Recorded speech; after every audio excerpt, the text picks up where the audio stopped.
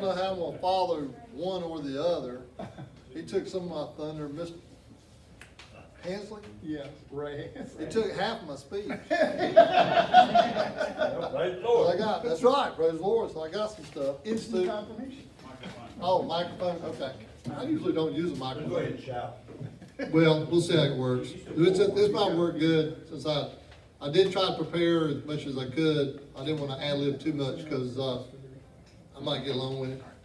So I do appreciate you inviting me tonight. I was kind of surprised when I got asked, to come do this, but, I'm glad I did, and I appreciate the offer very much. Glad you invited me. Shirley, why don't you stand up so they can see you? Most everybody probably knows Shirley better than they do me. Shirley works at the Roses over in Beaufort. She's been with them forever. So, everybody probably knows her more than so do me. We'll start this off. I was taught many years ago, it's funny, he said the Doyle Kornegay name. I actually took that course in '93. And I had the same thing then, so we'll see how it goes. But during that time, we were always taught, you have an introduction, whatever. Well, I've been told I don't do introductions, I do disclaimers. So we're gonna have a couple disclaimers before we start to talk. Obviously, I can get long-winded. I do have a timer somewhere around here, so we'll see how that goes. But I wasn't sure if I was gonna be able to fill the time that I was allotted. When I started preparing this, I'm like, oh my goodness, I gotta start cutting back. I had like 45, 50 minutes. I had to cut back. So obviously I can't cover everything I want to cover. We're going to hit the highlights because it's not about me anyway. It's really not about me. There'll be some biography. There'll be a little bit of background. That's what testimonies are for, where I was, how I got to where I'm at. So we're going to cover some of that as we go through this. It won't be a sermon. We've already had one. I'm not going to do another sermon. But I may mention some scripture in there. There's a couple of things I do want to come across and point out. There will not be an aha moment. Sometimes you have a testimony and there's this guy that's got this cloud separating, aha. I don't have that moment. We're going to get some things, but I'm to tell you ahead of time, I don't have that moment. Okay? So gospel, you're always talking. Why did they ask you to come talk? Well, obviously, I'm a bubbly, upbeat, positive kind of guy. That's why I'm here for you, right? So this is my story. It's everybody has a story. Everybody has a testimony. Everybody is unique, and this is mine. So we're going to go from here. Just keep asking yourself, or think yourself to go through this: attitude, relationships. So it's uncharted territory for me. I haven't done this before in this kind of atmosphere. Obviously smaller groups maybe. I am accustomed to getting up and talking in front of groups occasionally at work, but this is different for me. So you might hear a little nervousness in there, and that's fine. We'll get over it together. So the brochure, wherever it's at. Yes, I am from Eastern North Carolina. If you haven't caught the accent yet, I'm not going to read the brochure, but y'all can read it. In between Goldsboro and Seven Springs, and I like to tell people that I'm from a little place called Slick Rock, believe it or not. That's Eastern North Carolina. My brother and sister and I have an older brother, younger sister. Our parents were older. Both of them were born in the late 20s. They lived through the Depression. They were both raised on farms. They instilled in us in good work ethics, family values, typical lower middle income country folks. We had 5 acres, we had a few animals, we had a garden, we had all those kind of things going on. Plenty of food, plenty of good times, happy family. We didn't lack for anything, we didn't have excess. My mom was a nurse, my daddy ran heavy equipment. So both my parents basically raised us through those kind of backgrounds. They both started a family late. They were older when they had us. So we kind of figured that, they instilled that in us about trying to have a family later to get themselves settled. So we were steady church attendees. My mom, when they grew up, they went to any church that was close. I mean, they were tenant farmers. They horse and buggy, you went wherever was close. So she was accustomed to going to church. My dad went occasionally. We were not the kind that went to the church every time the door was open. We just we're not that kind of family. We went when we could, and we were steady. But I cannot remember a time that I did not know the name Jesus Christ. It was in the house. Mom was a faithful believer. We sang, we read, we went to church gatherings. It was just a name I've always known. So being aware at an early age, the church we attended, I really want to step out front here. Church we attended, vacation Bible school, church, summer camp, family get-togethers, my mom's side especially, all those kind of things. Around the time I was 13, I decided I needed to get saved and get baptized. So I did, in the little country church we had. I can't sit here and tell you I was on fire. I just kind of thought it was the thing I needed to do. I mean, it was always spoken of in the household. We knew about it. I just thought I needed to do it, so I did. I got baptized in the church. I can't say that I had a deep relationship with Jesus Christ. Again, it was just something that I thought I needed to do. If anything, I guess I thought I needed to behave. So this was one way I could kind of keep myself behaving. A good kid, if you want to call it that. So that was really it by the time. So I didn't really have a deep relationship, but I did know who Jesus Christ was. I thought I was doing what I was supposed to be doing. So obviously, right after that, as we used to say in Scouts, the fumes came along. Perfume and car fumes. I turned 16. It's time to get a job. Get a car, get a job, those kind of things. So by the time I turned 16, I've been working steadily since that time. First on a hog farm that was close by, then I got restaurant work through high school and college. On the brochure, it says I went to Wilmington. My first 2 years, I went to Wayne Community, and I spent my last 2 years at Wilmington. But during that entire time, I was working a regular full-time job. I was working 40 hours a week. I was on the pay-as-you-go plan, if you want to call it that. So paying my way for school, paying my way for expenses, my car, whatever I wanted to do, those kind of things. And I was able to do that all the way through college.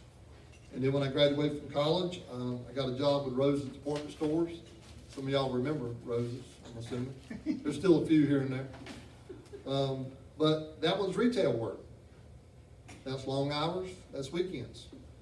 So my church attendance kind of went, I won't use the word, it went down. It went down quite a bit. I didn't really go to church that much. I wouldn't consider myself a heathen, maybe.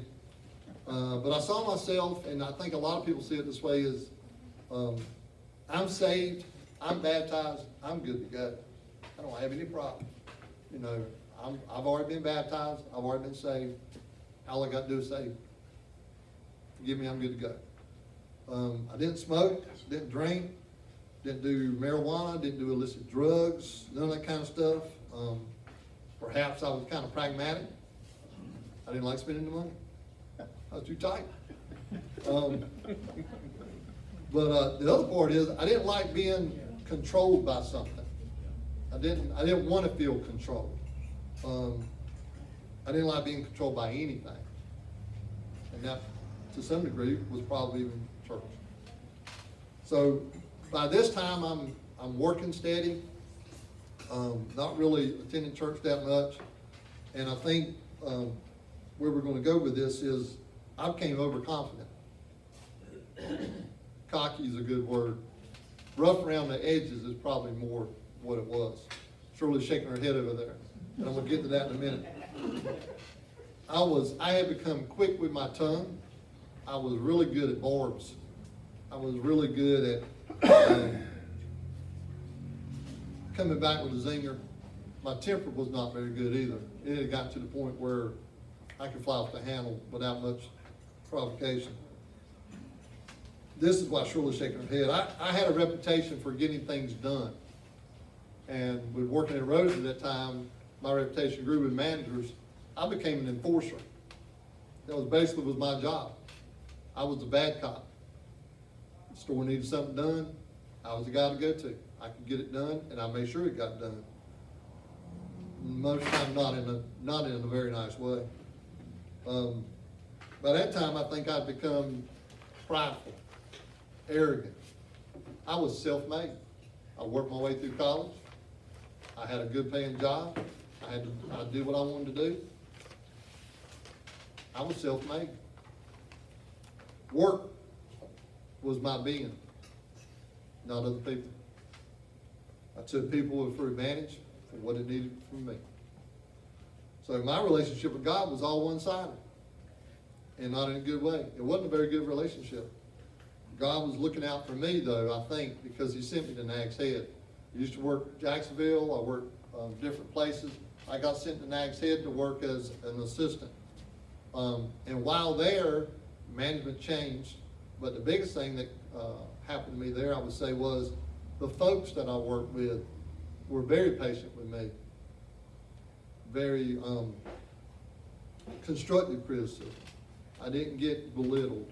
Kind of a slow trend, I think, showing me that I didn't have to be so rough around the edges. I didn't have to be so cantankerous, I guess is a good word. One of them being Shirley. That's where I met Shirley, was at Nags Head when we were working there. And she can tell you, when I first got there, I wasn't very well liked by anybody.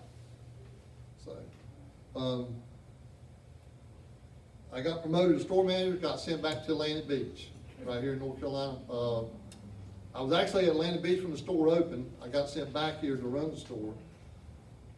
I got Shirley to come with me. We got married that year. That was '89. We got married, moved right down here to Paradise East. I think some of my neighbors are here. Didn't know that, did you?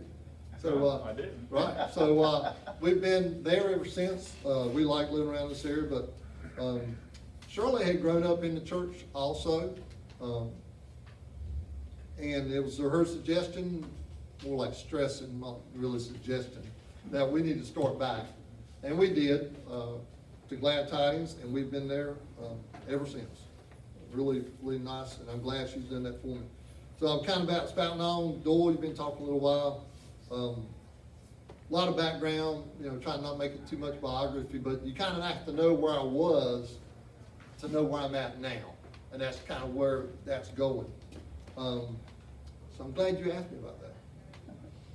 I put God on the back burner.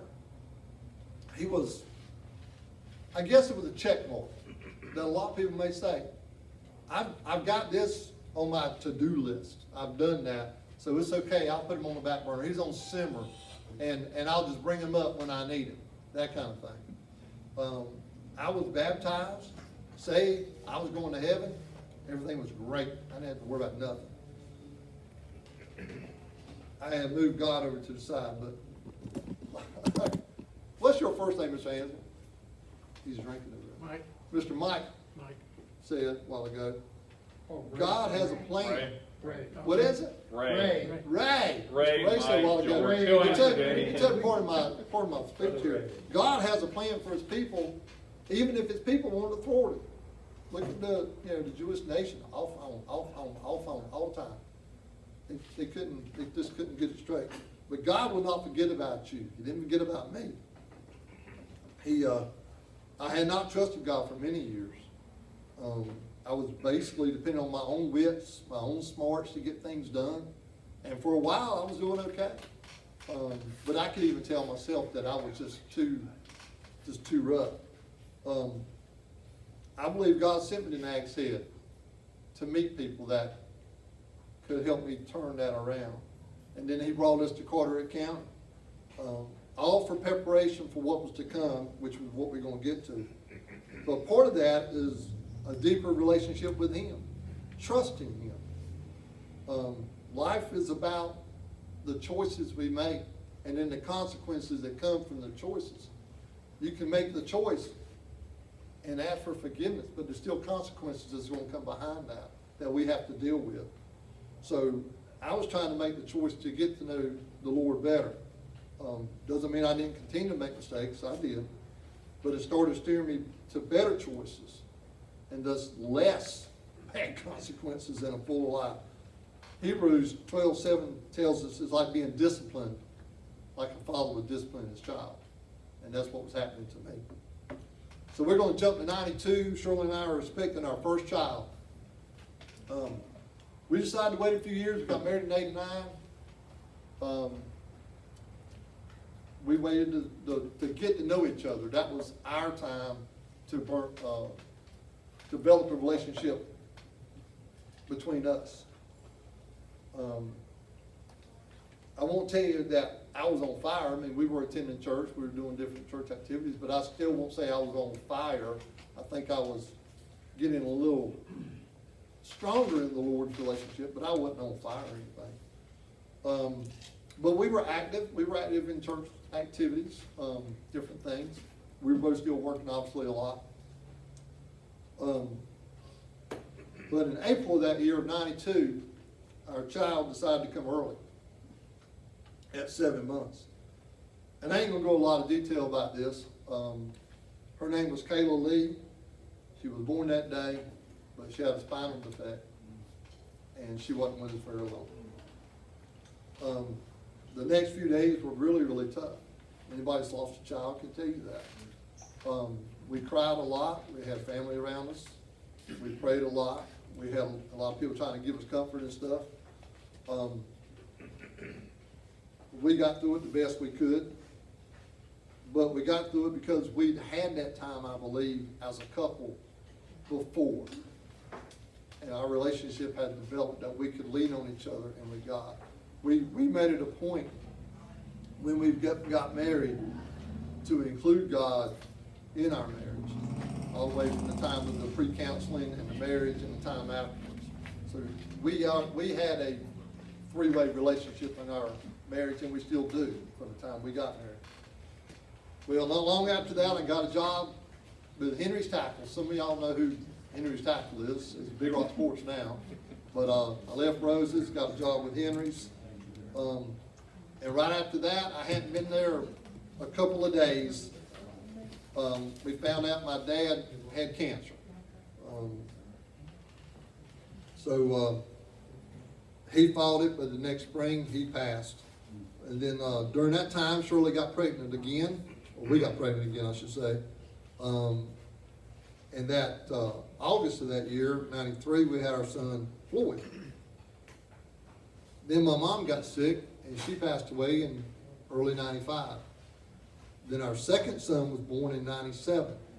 So in the span of just 5 years, we had lost a child. We changed jobs, which meant a decrease in income. Lost a parent. We lost a son. We lost another parent. And then we had a son, lost a parent, and had another son. So again, looking back, I think God was preparing us to know each other more. So when these trials came along, we would be prepared and be able to lean on each other and lean on God. He's always been there for us, all the way from the start. And I think this was, again, we all know we have trials. We all know we have tests, if you want to call them that, events in our life that kind of test our faith. And I think that time we had together carried us through that, 5 or 6 years. 20 years later, or almost, 2009, we're working steady. We got kids active in the church, in the community. We do scouts. We do school band. We do church. We're helping with the nursery, actually, children's church, right? Children's church, which we still do. And I brought this Bible because of that. Children's church, everybody, even the children's Bible. I like that one. Everything seems to be going just fine. And then they didn't. I'm not going to go a lot of detail.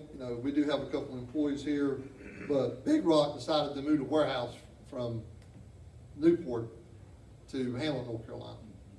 And of course, anybody that goes through that kind of stress, if you want to call it that, that's a lot of stress. You don't all the unknowns. The concern I wanted to bring that up was I got asked in February of that year to take over the project because the other fellow had stepped down as far as the facilities part, but we couldn't tell anybody because we couldn't tell the employees until the other facility was ready. So there's a lot of, secretive stuff going on, if you want to call it that. A lot of knowledge that couldn't be shared with other people. I could share it with my wife, obviously, but I couldn't share it with other people. I wasn't home very much. I was gone quite a bit for 3 or 4 months and really couldn't discuss with anybody. To top it all off, it was very demanding, but the guy I worked for at the time, the supervisor, was very demanding. Very demanding. He had me in tears quite a bit, not around him, but quite a bit. I was on the phone quite a bit to my brother and my wife, pouring out my soul to them about all the stuff going on. Because of anything else, I was really afraid we wouldn't succeed in the time frame that was given us. So I prayed a lot. I stayed on my knees a lot, as you mentioned, a lot in the hotel room, praying on the phone to other people. But we got it done. We got it done in time. I'd asked for a lot of guidance and patience during this time. The Lord was with me, and I think He put people in my path during that time. I had a lot of people that I had to interact with that were praying for me, giving me guidance, continued to help me get through that. So we actually had the opportunity to move to work at the warehouse, and I was kind of nervous about that. We talked about it quite a bit, whether to go or stay here in Carter County. We really like Carter County. I mean, we really do. And so it was really stressful to try to decide whether to go or not. We decided to stay here and not move to the new facility. And being in the warehouse operations, there was a good chance I wouldn't be employed once everything was said and done. And of course, I had to talk to my supervisor about it. But I was pleasantly surprised because he'd already made contingency plans for that. He knew the kind of person I was, what I enjoyed doing. We'd always had an open relationship, even if we didn't agree a lot of times about things. That was one thing I will say for him, that he wanted my opinion and he valued it. But when I told him we didn't want to move, he'd already made plans for me to have another position in the company. And that's what I do today. Basically, I do special projects. I do, as Shannon mentioned earlier, pretty much anything I'm asked to do because I kind of have a talent for that. I told you before, I had a knack for getting things done. I just did it the wrong way. I think now I have a knack for getting things done, and I do it the right way. But I don't do it by myself. God is with me along the way. I ask for those things to guide and direct me. Then I make the right decision. Where do we need to go with this? How do I need to approach this? And I think, fortunately for me, my supervisor saw that, and he made plans to keep me with the company. And I'll just make a side note, he's not with us anymore, and I still am. Earlier on, I had spoke about how prideful I was and rough I had become. They kind of worked my way. I was really one of those people that was, what's in it for me? What can I gain from this relationship? And then I won't say I tossed people aside, but if I didn't need them, I moved on to something else. But I believe that over that 20 years, over that time, God has steered me to this moment right now, or that time, through a steady diet of, attending church, reading His Word, doing studies. We had different home groups that we would do. I keep moving from this thing. Those kind of things that get you involved somehow. Everybody's different. Some people like home groups. Some people don't. Some people enjoy groups like this. Some people, that's not their thing. It doesn't mean we can't find the Lord's Word and what He's trying to get to us through the different means that are available. Worship is one means. Some people like older hymns, some people like the new stuff. Is it bringing the Word? Is it bringing what God wants to tell us, no matter the format? So I think that's kind of what He was working on through me, is the format, a different kind of way to get His Word into me. So I think, that's where we got to that point that I was able to stay on with the company and stay in Carter County. we really like Carter County. I can't say that enough. We really enjoy living here. 20 years of marriage, we've had two sons. We changed jobs, we've been involved with church, we do related activities, building a longer, stronger relationship with Jesus. I'm getting better, but I'm not perfect. I still make mistakes. I still sin. Is there anybody here that doesn't make a mistake? You know, I still have to work on my language. I have to work on my tongue. I have to work on my temper. It's not nearly as bad as it used to be. I think there's a couple people here that can attend to that. But I still have to work on those things. I have to work on my pride. I didn't do all this by myself. I like to tell people, you know, I did this, I did that, but I didn't do it all myself. So I consider myself a continuous work in progress. We hear that a lot. You know, we kind of throw it off to the side, cliches, but it is true to some degree. If you're not continuing to work on those things, you get stagnant. You get stagnant. So where am I going to now? He alluded to it, Shannon did a while ago. In 2009, I started having issues with losing blood. Now, I can say a lot of different other things, but let's just say I'm losing blood, okay? When I should not be losing blood. I was referred to I can't even say the word, pathologist, a kidney doctor. So over the course of several visits, several tests, it was determined that I had IgA nephropathy. That's a big word. It basically is Berger's disease. And what that is your kidneys become inflamed, and thus they can't do their job. It's a slow disease. Some people catch it early. In my case, we caught it early. A lot of people do not. It's a chronic kidney disease. There's lots of different chronic kidney disease. But this one's slow. Some people, again, a lot of people don't catch it till it's almost too late. There is no known cure for it, okay?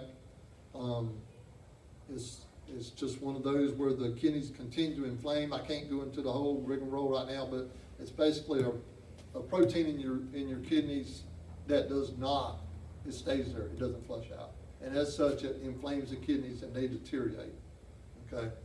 So I eat different. I take blood pressure medicine out of yin yang, fluid pills.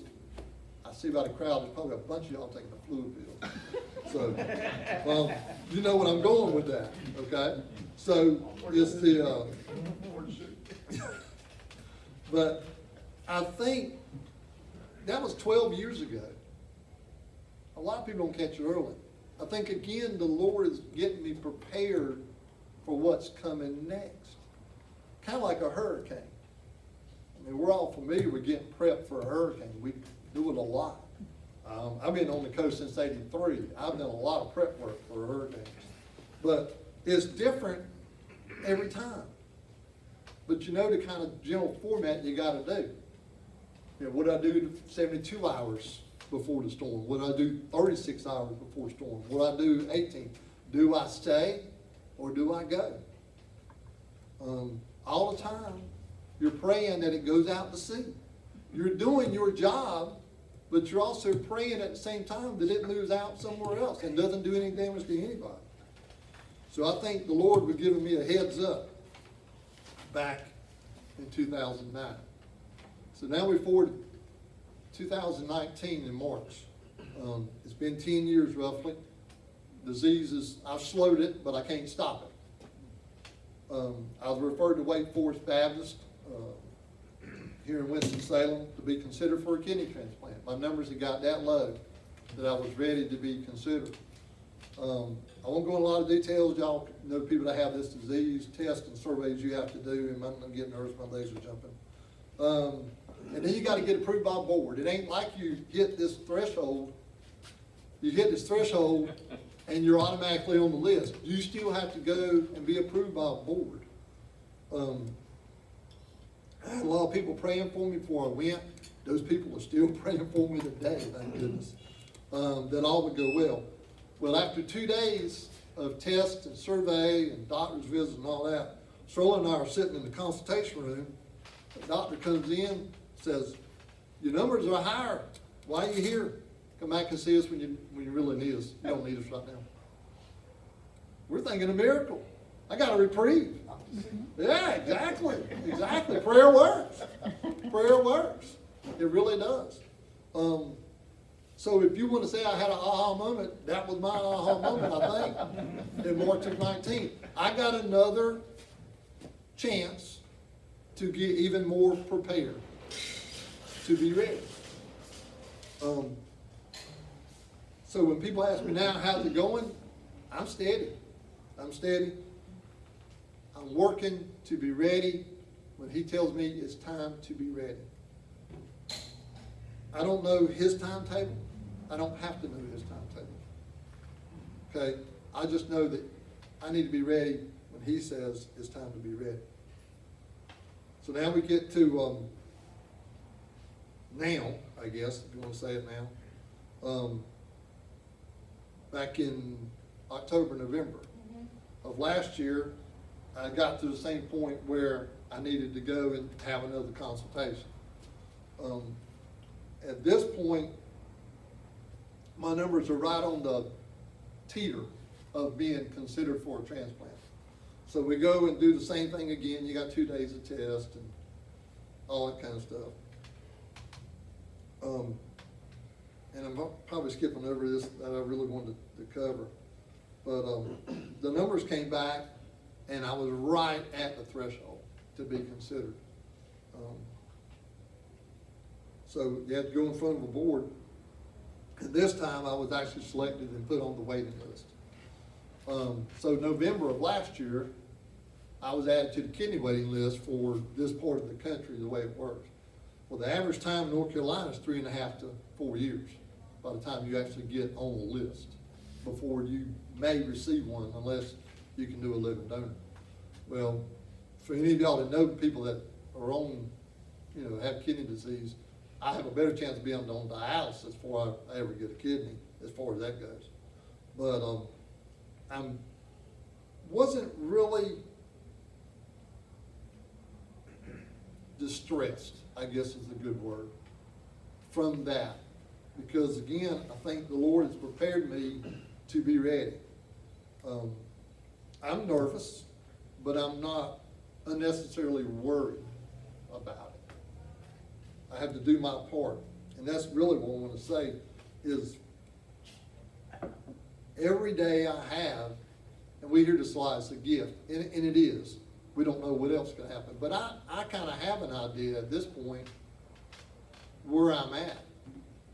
So every day, I want every day to be important. I want it to be alive. I want it to do something to make my life thrive. And not just for me, but for those around me. That's where the relationship part comes. For those people that I interact with every day. I want to be the upbeat person. I want to be the positive person. And I can't do that by myself. I do it, I think, because I have a strong relationship with the Lord. To be a positive person. More than the everyday grind. More than just going to work. Work was my being at one time. Work is important. But the people I work with are more important to me than work is now. So, and I've skipped all over the place on my notes. But I do want to say this. I think that I realized that all will be well. But I have to do my part. I have to be prepared. I have to do what He wants me to do to get ready. And by being ready, it's not just spiritually, but it's mentally, physically, financially. I mean, we know responsibilities that we have. It's all God's. It's not ours. We're caretakers. So, things will get tighter as we go along this journey. All the way, finances will get tighter because of expenses later on. Insurance will do their part, but we still have to do our part. It's the same thing. Physically, things will get tougher because my kidney function will start to, will continue to decrease which means our energy level will continue to decrease. So I have to be prepared for those. And I have to ask for constant strength and encouragement from the Lord, because I don't have it. I don't have it. The Lord's given it to me. Spiritually, I made it a point, again, spend every day in the Word. Through daily reading, devotions. Gosh, everybody's got a phone. It is so easy to stay in the Word. We have the technology. Let's use it for good stuff. I mean, we can do that. Sometimes after I get through reading, I just sit there and pray. Other days, times I just sit there and listen. Is there something coming to me? Now, I'm not going to sit and tell you that I hear something all the time, because I don't. Most times it'll be a slap against the head. You won't hear anything. Just don't do that, Doyle. You know better. That kind of stuff. But I make it a point to pray for strength and endurance. I don't want to be the self-made man I was before. I don't want to be the prideful man I was before. I want to be the positive, upbeat guy.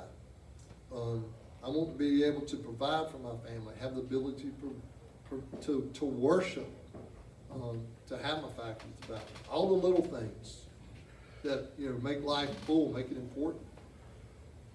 And I believe that gives me a mental stability to know that I'm doing my part while God is doing His part, even if I don't know what that is or what that timetable is going to be.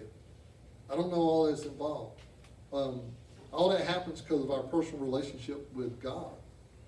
Anyone, any of us can have that relationship with the Creator. Think about that. Not just God, because we use God a lot. He's the Creator. He's God. He's Jesus Christ. He's the Holy Spirit. Think about that. Genesis 1 and Colossians 1 tells us that God is a Trinity. God the Father, God the Son, God the Spirit. That's a relationship within itself. God is a relationship in Himself. Jesus Christ is our intercessor. He's our prayer warrior, if you will. He's our way to God. Jesus Christ is our way to God. And we all know John 3:16. Everybody can recite it. But do you really know it? How about John 14:6? That's the one after that. I am the way, the truth, the life. No one comes to the Father except through me. Jesus Christ is your relationship with God. He's the way. And it ain't just for the people that, quote unquote, live in the ditches. It's for all of us. Even though us that say we know who Jesus is, do we really know who Jesus is? Do we have that personal relationship with Jesus? Jesus, who is Jesus Christ the Son, Jesus Christ the Father, God the Son, God the Spirit. 3 in 1. How does that work? We don't know. Are we supposed to know? We might know one day, we might not know day. All you know is if you believe one part of if you believe any part of the Bible, you believe it all. We've heard that before too. I've been doing the one Bible in a year read. I think several people probably have been doing that. If you haven't done it before, I suggest it. I've never done it before. I've read plenty of parts of the Bible. Obviously, you read stuff over and over and over. Christmas, Easter, this is it. But between reading His Word every day and praying every day, you open your mind and your heart to receive stuff you might not have seen before. That happened to me about a month ago. I came across a part in Proverbs, and I'm going to read that one. Proverbs 18:14. And it hit me hard. The human spirit can endure a sick body, but who can bear a crushed spirit? A crushed spirit? We communicate to God through our spirit. Spirit and soul is not the same thing. They're two different things, but I ain't going to go into all that. But your spirit, if yours is crushed, if it's depressed, if it's suppressed, if it's confused, how can you communicate? This body won't last forever. I know that really good now. I mean, 20 years ago, no problem. Nowadays, oh yeah, it's hitting hard. I actually know that, and I know I have a timetable. Keep your spirit renewed by staying in constant communication with God through His Son, Jesus Christ. He tells us that's the way to God, is through Jesus Christ. Continue to thrive while you're here on earth, by allowing the Creator to reside in you, through you. We still have trials, we'll have tribulations, we got setbacks, bad days, bad hair days, bad no hair days, you know. But we don't have to go through it by ourselves. We don't have to go through it alone. Jesus wants you. He's the way to the Father. If you don't know Him personally, I would just ask you to reconsider. All you have to do is ask. All you have to do is ask. He created us to have a relationship with Him. A relationship with the Creator of all the universe. How awesome would that be?